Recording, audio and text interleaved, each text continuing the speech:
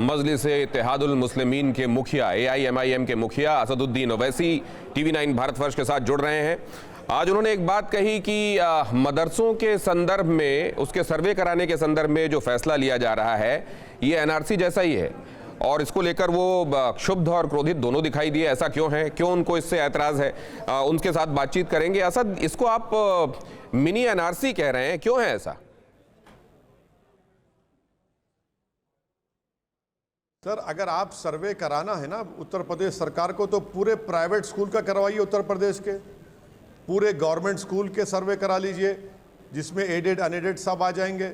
और जो विद्या मंदिर है, सरस्वती शिशु विहार है, उन सब का करवाइए सर्वे। क्यों नहीं करवा रहे सर्वे आप सिर्फ एक समुदाय के उन मदरसों का करा रहे हैं जिसको स्टेट गवर्नमेंट से कोई ग्रांट नहीं मिलता है, तो ये टारगेटेड सर्वे है। आप ये सर्वे कराकर इसमें जो लेकर बाद में उसमें मदरसों में मदाखलत करेंगे, ये आर्टिकल 30 का वायलेशन होगा। क्यों कर सर्वे करा रहे हैं? अच्छा, और एक बात, अहम बात सुन लीजिए सर।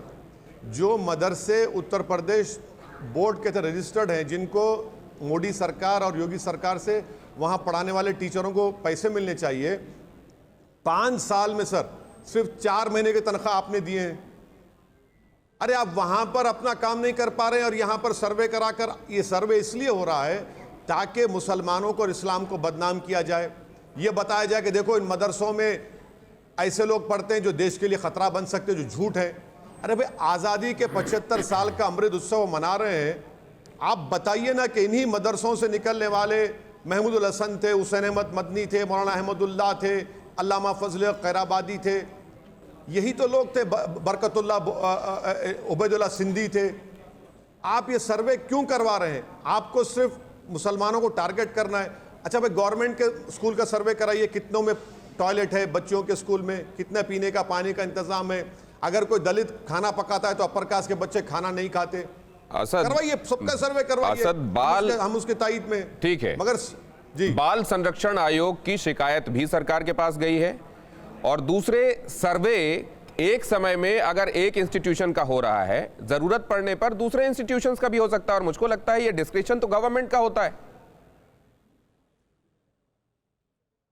सुनिए sir, child protection, national commission for protection of child right की बात हो रही है ना, ये तो हिंदुत्व आइडियोलॉजी को प्रोपेगेट करने का एक सेंटर बन चुका है। अगर यही इनको करना था तो उन स्कूल में करवाइए जहां पर दलित खाना पकवाता है तो अपर कास्ट के बच्चे खाना नहीं खाते।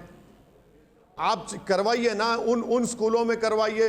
क्या सिर्फ बच्चे अगर हैं तो सिर्फ मदरसों में बच्चे हैं, प्राइवेट स्कूल के बच्चे नहीं है, जो पढ़ने वाले बच्चे नहीं है, जो विद्या मंदिर में बच्चे पढ़ रहे हो बच्चे नहीं है? क्यों नहीं करवाते? आप सब में करवाइए। चलिए, निकल के आएगा, दूध का दूध पानी का पानी हो जाएगा।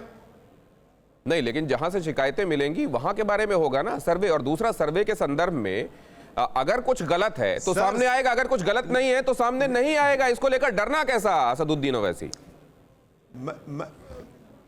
डरना नहीं है, डरना किसी के बाप से नहीं डरते हम, और मदरसे में पढ़ने वाले सिवाय अल्लाह से किसी से नहीं डरते। मगर आप एक टारगेटेड सर्वे कर रहे हैं national commission protection of child rights के नाम पर।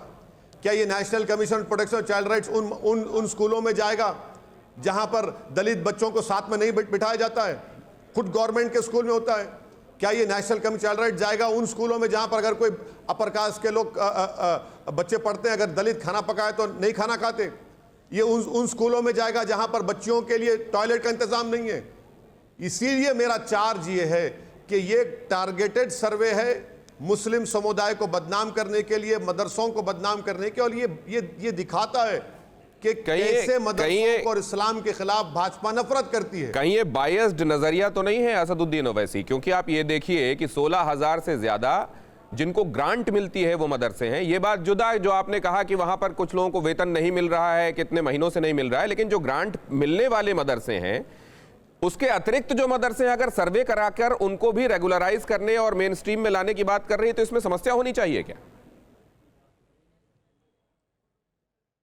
दिनेश साहब, मेरी बात को प्लीज थोड़ी देर के लिए समझिए कि जो मदरसे स्टेट गवर्नमेंट के मदरसा बोर्ड में रिकग्नाइज है, मैं आपसे कह रहा हूं कि 5 साल में सिर्फ 4 महीने की तनख्वाह उनको मिली है, आप वो पूरा नहीं कर पा रहे हैं। मैं आपसे अपील करूंगा कि आपके नोएडा के स्टूडियो से किसी को भिजाइए करीब में जो इस तरह के मदरसे हैं, उनसे पूछ लीजिए। पंडित लोग वहां पर हिंदी और मैथ सिखा रहे हैं, उनको तनख्वाह नहीं मिली है। आप उन मदरसों में पढ़ाने वालों को तनख्वाह नहीं दे पा रहे हैं, सैलरी नहीं दे पा रहे हैं। 5 साल में सिर्फ 4 महीने की दी, और आप ये अनरिकग्नाइज, जो सरकार से कोई लेना देना नहीं है। राइट टू एजुकेशन एक्ट भी आर्टिकल 30 के तहत माइनॉरिटी एजुकेशन इंस्टीट्यूट में अप्लाई नहीं करता है। आप ये सर्वे करके एक देश में एक नफरत की फिजा पैदा कर रहे हैं। नहीं, अब एक पैगाम देना चाह रहे हैं ये देखो इन मदरसों से देश से खतरा है, जो झूठ है। ये तो एक पहलू हुआ असदुद्दीन ओवैसी कि इसमें आप कह रहे हैं कि उनको क्या सुविधा मिल गई पहले से। ये बात दीगर कि इसमें और सुविधाएं जोड़ी जा रही हैं कि ट्रांसफर भी हो सकेगा एक जगह से दूसरी जगह म्यूचुअल अंडरस्टैंडिंग के आधार पर। जो महिला शिक्षिकाएं हैं उनको मैटरनिटी लीव भी मिल पाएगी। सुनिए, एक सेकंड, नहीं, आप एक मिनट ठहरिए दिनेश भाई, दिनेश साहब एक मिनट बात सुनिए। आप उन मदरसों की बात कर रहे हैं जो उत्तर प्रदेश के मदरसा एजुकेशन बोर्ड में रजिस्टर्ड है, वो उनके ट्रांसफर की आप बात कर रहे हैं। अरे भाई, तुम ट्रांसफर की बात क्यों कर रहे हैं? उनको उनका तनख्वाह दो ना, सैलरी दो उनकी। योगी सरकार ने 5 साल में सिर्फ 5 महीने की तनख्वाह दी। मोदी सरकार जो है, आपको मालूम 5000 करोड़ बाकी है मदरसाओं को। ये मेरा सवाल था, मुख्तार अब्बास नकवी जब मिनिस्टर थे पार्लियामेंट में, उन्होंने कहा था कि हम 5000 करोड़ देना बाकी है वो मदरसों को जो मदरसा मॉडल स्कीम में है। अरे आप वो जिम्मेदारी को नहीं करना चाह रहे, मगर मकसद क्या है कि देश को बताया जाए कि इन मदरसों से देश को खतरा है, इन मदरसों में पढ़ने वाले बैकवर्ड है। अरे भाई, मदरसों में पढ़ने वाले बैकवर्ड कैसे हो गए? एक और पहलू का जवाब दीजिए आप असदुद्दीन ओवैसी। आप ये भी देख रहे होंगे कि ये बात ठीक है कि कई ऐसे लोग जो स्वतंत्रता संग्राम में जिन्होंने हिस्सा लिया वो मदरसों से भी आए, वो संस्कृत विद्यालयों से भी आए, वो दूसरी जगहों से भी आए। लेकिन अगर कहीं पर ये लगता है कि यहाँ गुंजाइश है, चीज़ों को रेगुलराइज किया जाना चाहिए, मेन स्ट्रीम में लाना चाहिए, और बाल संरक्षण आयोग इस बारे में इशारा भी कर रहा है, तो क्या सीधे तोहमत लगा देने की बजाय ये देखा जाना चाहिए कि ठीक है ये सर्वे हो, आप सर्वे होने दें, उसके बाद अगर आपको ये लगे कि इसमें बदनीयती से कुछ किया जा रहा है तब आपको आवाज उठाना चाहिए। सर देखिए, ये बदनीयती से ही किया जा रहा है। अगर national commission for protection of child rights की नीयत साफ होती तो वो कहती कि विद्या मंदिर में पढ़ने वाले बच्चों का भी सर्वे हो, सरस्वती शिशु मंदिर में पढ़ने वालों का सर्वे हो, पूरे उत्तर प्रदेश के गवर्नमेंट स्कूलों में पढ़ने वाले बच्चों का सर्वे हो, बच्चियों के स्कूल में कितने टॉयलेट है उसका भी सर्वे हो, प्राइवेट स्कूल का भी सर्वे हो। तो आप देख रहे हैं ना 27 दिन के भीतर क्यों नहीं कर रहे? करवाइए वहां पर। नहीं, आपके सामने देश में एक नजीर ये भी है। आप सिर्फ हिंदुत्व के एजेंडे को, असदुद्दीन ओवैसी, एक सबमिशन मेरा सुनिए। आप असम में देख रहे हैं 27 दिन के भीतर तीसरा मदरसा तोड़ा गया है और वहां के इमामों के संबंध पाए गए हैं बाहर के टेररिस्ट ऑर्गेनाइजेशन से भी। तो आप ये पहली बार तो है नहीं कि मदरसे के भीतर के किसी आदमी के संबंध बाहर किसी ऑर्गेनाइजेशन से जो एंटी सोशल एक्टिविटीज में, क्रिमिनल एक्टिविटीज में लगा हुआ है, टेरर एक्टिविटीज में लगा है, पाए गए हैं। अगर उसको देखा जाने के बारे में सोचा जा रहा है तो इसमें क्या गलत है? ये देश हित में नहीं है? मेरी बात सुनिए, अगर आसाम के मदरसों में जिन लोगों को पकड़ा गया उनके ताल्लुकात अल-कायदा से सरकार कह रही है, चलिए कोर्ट में प्रूफ करिए ना। आप कौन होते मदरसा तोड़ने वाले? आप क्या नोटिस दिए उनको? आप इसलिए तोड़ रहे हैं कि उनका ताल्लुक अल-कायदा से था तो हम कंडेम करते हैं उसको, मगर मदरसा किस बुनियाद पर तोड़ रहे हैं? कोर्ट किस लिए? फिर क्या आसाम का मुख्यमंत्री गुवाहाटी का चीफ जस्टिस बन चुका हाई कोर्ट का? Exactly my point. Asaduddin Owaisi, ये मेरा पॉइंट, यही मेरा पॉइंट है कि अगर आपको उनको अरेस्ट, सुनिए असद, आप लीगल आप मदरसा कैसे तोड़ेंगे? आप खुद कानून के जानकार हैं। एक सेकंड मेरी बात सुनिए। आप जिस तरीके से बुलडोजर को लेकर आपने देखा, लोग गए सुप्रीम कोर्ट गए। अगर आपको लगता है यहां कुछ गलत हो रहा है तो उसको लेकर भी जाना चाहिए। कोर्ट के दरवाजे खुले हुए हैं, वहां से रेमेडी लेना चाहिए। दिनेश भाई, मेरी एक बात सुनिए। मैं कल अगर गलती से कभी मुख्यमंत्री में बन गया और मैं हेमंत साहब के ऑफिस को तोड़ देता हूं और कहता हूं हेमंत साहब कोर्ट को जाइए, आप हेमंत साहब बोलेंगे तुम पागल हो क्या, तुम मेरा ऑफिस ही क्यों तोड़े? ये बहुत चौक एंड चीज वाली एनालॉजी आप दे रहे हैं। ये जो कंपैरिजन आप कर रहे हैं असदुद्दीन ओवैसी, वहां कोई रीजन है, कोई आधार है, कोई ग्राउंड है जिस बेसिस पर ये किया जा रहा है? कह रहा हूं कि नहीं, बिल्कुल मैं आपसे यही बात कह रहा हूं कि प्रिंसिपल्स ऑफ नेचुरल जस्टिस को आप बर्फदान में या डस्टबिन में नहीं डाल सकते। आप मदरसे तोड़े जा रहे हैं।